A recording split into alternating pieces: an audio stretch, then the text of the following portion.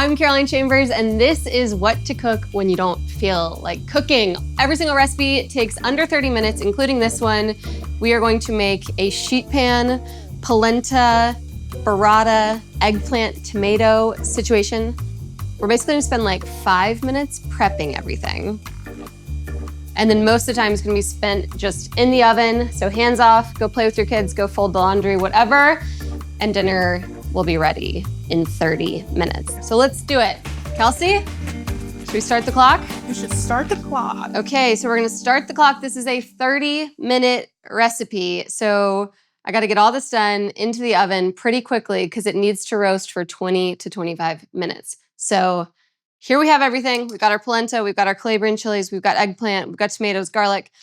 We've got everything in front of us. That's the thing. You have to start with your ingredients in front of you, and then it'll take you the amount of time listed. So the first thing we're gonna do is peel our eggplant. This is a globe eggplant. This is Japanese. If you can find Japanese, use Japanese because they have like less seeds. You gotta use a good peeler. And I like to do something that Odalingi taught me, which is called, he calls it a zebra peel. And you basically go every other with your eggplant. Eggplant's like pretty mushy, right? It's kind of like a big sponge. So the skin helps you keep a little bit of like structure even once it roasts. So do a zebra peel. I like to do this with cucumbers too. I'll do a zebra peel so that you get like some of that tough skin off, but you don't just have like a totally slippery thing. And then we're gonna cut this into big chunks. Basically our goal here with the tomatoes, the sausage, the polenta is we want everything to be kind of a similar size. I gotta stop yapping and get to cooking. All right, so we're doing like, 1-inch-ish pieces. And you can see those seeds are just a little bit smaller. See that, Jake? They're just like smaller seeds than with globe eggplant. So I like those. Once they roast, they get nice and tender and you don't have like a big eggplant seed. All right. Get that in. Pint of cherry tomatoes. It's summer. The cherry tomatoes are beautiful. If you are like the type of person who wishes that you went to the farmer's market and got your ingredients there, but you like don't really know what to do, you like don't feel confident, just picking out random things, summer is your season to like get really good at the farmer's market because everything is so easy to cook in the summertime. In the winter at the farmer's market, you've got big old squash, and those are hard to cook. But in the summer, it's all pretty easy things. And you should just go and get tomatoes because getting hothouse tomatoes at your grocery store in the summer is depressing. Okay, so this is polenta. I just took it out of the tube. Polenta is in a different place. This is like pre-cooked polenta. You could put this into a pot with a little bit of liquid and turn it into like cooked, mushy polenta. Or you can do what we are going to do, and we're basically gonna take this and like crisp up these little triangles of polenta. If you've ever made a sheet pan gnocchi, this is like kind of a similar vibe to that. And we are gonna roast these guys and they're gonna crisp up around the edges. And it's just like a fun little riff on a sheet pan meal and just a kind of different thing than having like a base. It's all in there together. All right, so we've got eggplant, polenta, tomatoes, calabrian chili paste. This is so delicious. It's a little spicy, but it really just adds a ton of flavor. I want to just shake it in, but I have to get a spoon. All right, so like a tablespoon of that. And if you have kids, you can either just use a tiny bit or leave it out. Thyme, if you have a garden and you have thyme, rosemary, oregano, use tons of different things, but I'm just gonna call for thyme. But if you have a garden full of herbs, throw a bunch of them in there. Okay, garlic. This is one of those ingredients that can really slow us down. So Jessica, this is my friend Jess, who's food styling for me this week. She has peeled the garlic for me. I love buying pre-peeled garlic. Jess thinks this is a really embarrassing fact about me. Sure. Because fresh garlic is better. It is. But when you don't feel like cooking, you have to make concessions, And sometimes you have to either have a friend come over and peel your garlic for you, or you have to buy it pre-peeled. So buying pre-peeled garlic is, one of those easy things. All right, so we're slicing this. We want big pieces of garlic. That was a massive garlic clove. Yeah. That was the largest garlic clove I've ever seen. So we love garlic and it's gonna roast. So it'll take out that sharp bite. That was grown in Carmel Valley. This is Carmel Valley What? original. Is that yours? Not yet. Was that Mine aren't ready. Ours That's aren't ready. Brandon's. That's Brandon's. That's our friend Jen's neighbor, Brandon. He was at a party with us on Friday night. Passing out. He's everyone's local garlic dealer. Mm-hmm. Okay, so I'm gonna do those 3. How am I on time? We're doing well. But I'm not done yet. So actually I'm behind. Okay. Olive oil, salt, like a 1/4 cup. Okay. People are always roasting their veggies with too little olive oil, and that's why they don't taste good. So get lots of olive oil on there, a nice pinch of salt. I know that looked like a lot, but that eggplant is really a sponge. And then we'll get in there with our hands, toss all of this. Calabrian chili is really carrying the flavor of this dish for us. Okay, so see what I mean about eggplant being a sponge? That Calabrian chili like hit it directly and just soaked in. So really get in there with your hands to make sure everything gets evenly dispersed. And then spread it out in an even layer. Oh, don't let your rings fall on. We're at 6 minutes in, so I gotta get this in the oven. And what we do is we take these Italian sausages. We got these really delicious ones at Jerome's Market in Carmel Valley, but like any Italian sausage will do. And you're gonna squeeze it out of the case and it's gonna make these like perfect little meatballs. Whoop. Usually, it makes these perfect little meatballs. So you basically just hold the sausage, squeeze it out. You don't need to roll it into a ball. Just plop it. And in fact, what I like to do is not roll it into nice little meatballs so that they're like, have like a little bit craggier pieces, because those little pieces will crisp up really nicely. All right, and we're plopping these all over the top because, as you saw, the ingredients list is really simple on this one. Thyme, Calabrian chili, salt are basically the only flavoring agents, but sausage has so much flavor in it, in the fat, and then actually there's so many spices in the sausage itself, and that's kind of sitting on top of everything, and all the fat and all the flavor is just gonna like leak down into the food. Nothing like the word leak when you're trying to describe food being delicious. Okay, let's get this in the oven. Hopefully it's gonna cook in about 25 minutes. Okay. All right, Kelsey, what are we gonna do while we wait? Wow. So, I do have I asked. I do have a question from a subscriber if you Let's want do to it. answer one of those. So, how long does it typically take for you to develop a recipe? And how many times do you make the recipe before it's published? This is from Elisa in Fullerton, California. Hello, Lisa. This is a great question. Some recipes are like one and done. I'm like, oh, I nailed that. You know, maybe it's something that I grew up eating and I know exactly what flavor I'm going for. Maybe it's a recipe that Jess cooked at a dinner party and she like gives me a loose recipe. I'm always asking her for recipes and it's like this chicken scratch like matrix, but sometimes it works on the first try. The recipes that take me the longest to develop are the easiest ones for the home cook. So like a one-pot meal, a one-pot pasta especially will take me rounds and rounds and rounds and rounds and rounds to make because I'm getting the liquid levels exactly right. Something like a grilling recipe is a little easier because I'm like testing it as you can like, as you're grilling, you're like, okay, 6 minutes on that side, 6 minutes on that side. Whereas with a one-pot recipe, you've got to test it from the start. And if you screw up and like have to add more liquid, you've got to test the whole thing over again. So the easier for the home cook that it is, the longer it takes me. So like these 15-minute recipes take me sometimes like 10 rounds to develop, but I'd say my average is like 3 tests. And then I have a testing team who tests them, Molly edits them, and they get to you. We have another subscriber question from Katie in Seattle, Washington. Hey, Katie. She is What's wondering, how the F do you manage all of this? I always appreciate you keeping it real and putting behind the scenes out there to remind us you don't step out of a glossy magazine each morning. Katie, that is the damn truth. Well, this is actually perfect timing. I don't do it all. That's the answer. I come into it. This is Charlie, who's our nanny, and hi.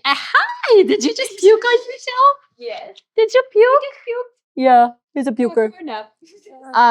I think that there's like this false illusion that women can do everything themselves.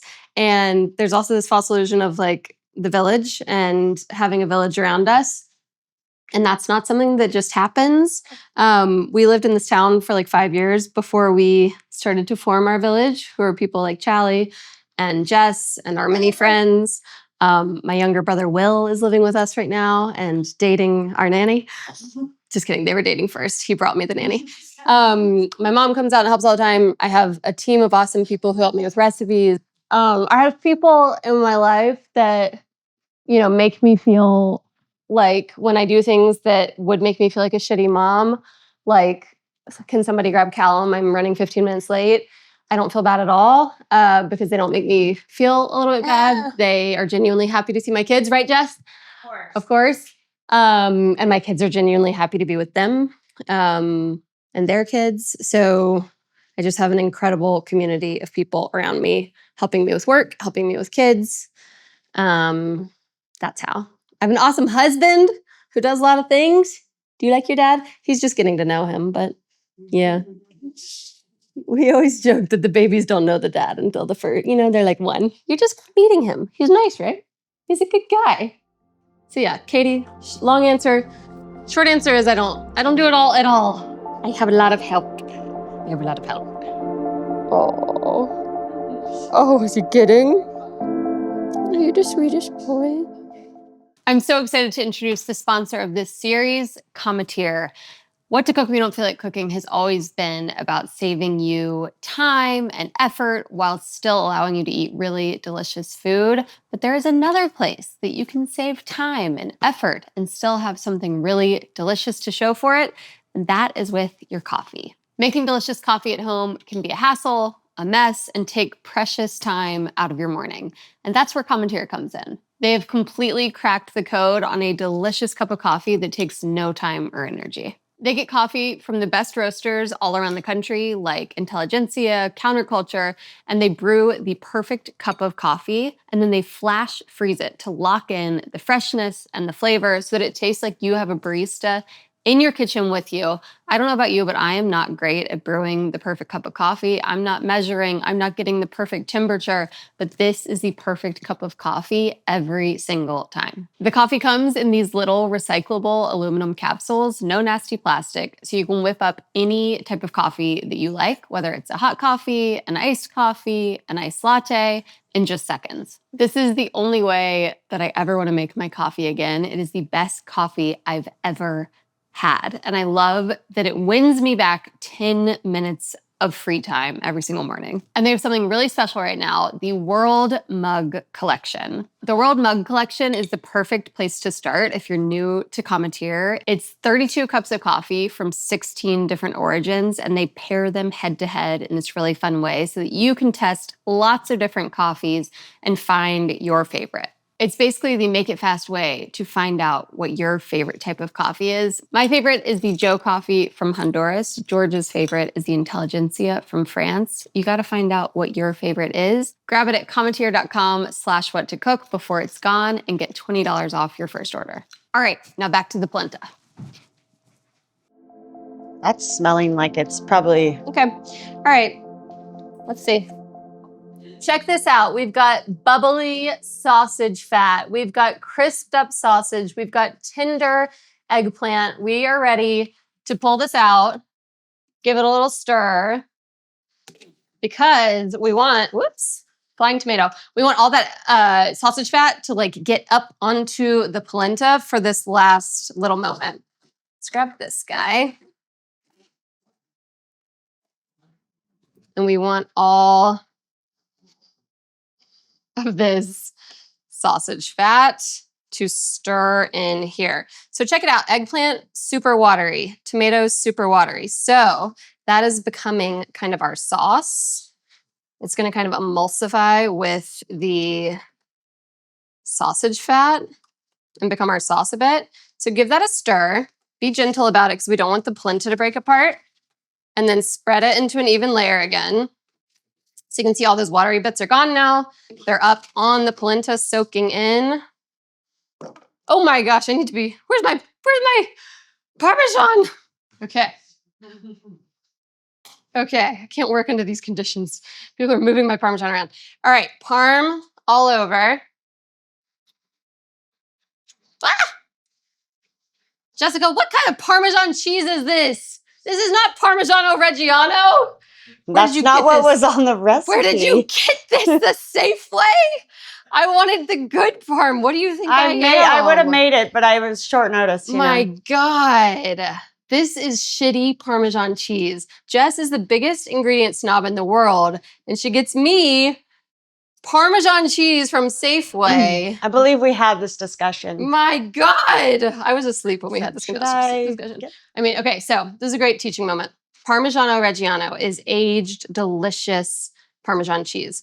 Parmesan, if it just says Parmesan, and it has a rind that looks like that, honeycomb, basket weave, that's the cheap Parm. And I will say, Parmigiano Reggiano, really expensive, really worth it. A lot more flavor.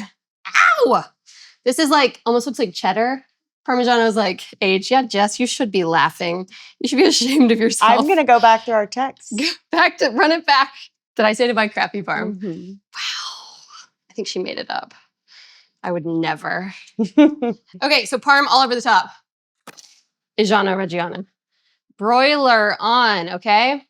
This is a key part of this recipe. All of that fat is now on the polenta. The Parm, Parmigiano Reggiano, is over the top, and all of this is going to kind of crisp on top, and that's how we get our crispy polenta. So into the broiler we go. If you're like all the way at the top, you're going to get a really hot, quick one. I kind of like to leave it a little bit down on the middle rack versus being all the way at the top, because I find that you just get a more even broil versus just cranking it. But something that I always say in my recipes, when you have the broiler on, you're at the end of your recipe, sit on your butt in front of the oven and do not move. Why? Because you've gone to all this effort. You've cut the eggplant, you've tossed it in the sausage fat, and if you leave the room right now with the broiler on, you're going to burn your entire dinner, and you're going to ruin dinner. And if you don't feel like cooking, you definitely don't feel like cooking it twice. So just sit down and take a little load off. None of my children can see me back here, so I just like to hide and really lock in on the oven, okay? That's just a tomato that flew up on the side. What do you think, Jake? Should I have cleaned the oven window for this? That's kind of good. That's real life, baby. Yeah, you got a real patina on it. That's a real patina. Mm-hmm. Jess actually put that there. Jess perfectly food styled this as a messy at-home kitchen. Okay, so look at my shitty Parm just crisping right up on all of these things. You can see it bubbling, and I'm actually serious. I often will walk away when I'm broiling things, and it is a mistake every single time. You will burn your bread, you will burn your food, especially when there's something with a lot of fat in there. Fat burns faster. So like you've got olive oil on bread, but all of this is now doused in olive oil and that sausage fat. So you really have to sit here. The sausage little meatball thingies especially are already starting to crisp up a lot. Oh, this is important. Your burrata. I'm back. Oh, this is important. I'm like, stay in front of your oven. Wait. Okay, I'm still paying attention. Your burrata, you pulled this out at the very beginning because there's nothing worse than cold burrata, okay?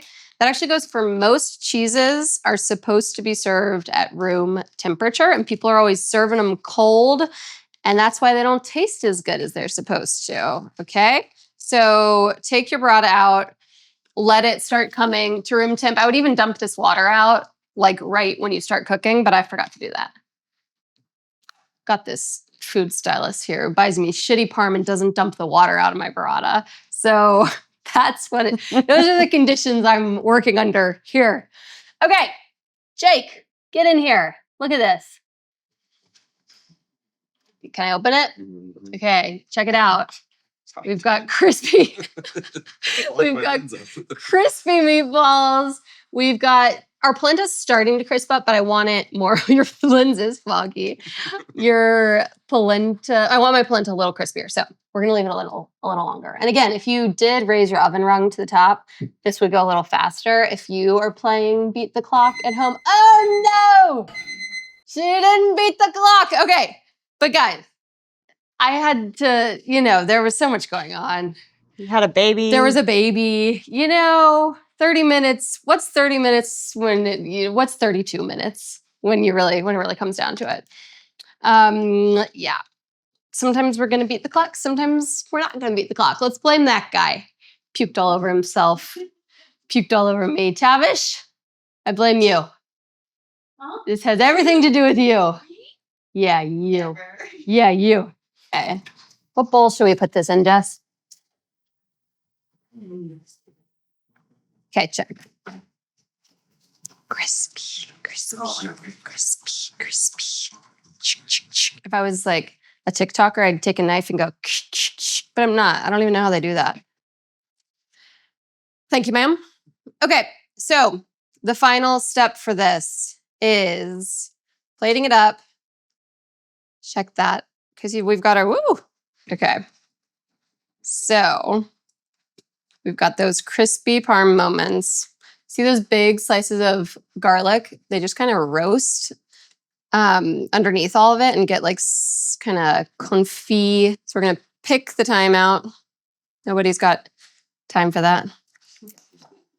And then the final piece is that this burrata goes straight onto each one. Rip open the burrata and plop it right onto each one. Food stylists, make this look beautiful. All right, so that's it. Do I put any herbs on this? I was gonna say, do you want fresh thyme? I don't know. You could put some fresh thyme on it. You could put a little basil on it. Okay, you're not gonna wanna miss this. She's gonna take a bite of food. This is gonna be revolutionary. Okay.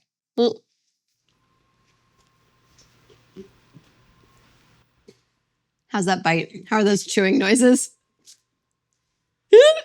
All right, I didn't feel like cooking, but I did it anyway. It took me 32 minutes, Kelsey. I don't know. We were close, okay? This took about 30 minutes. It's absolutely delicious. I'm gonna go eat it, and you can make it too now. I'll see you next week.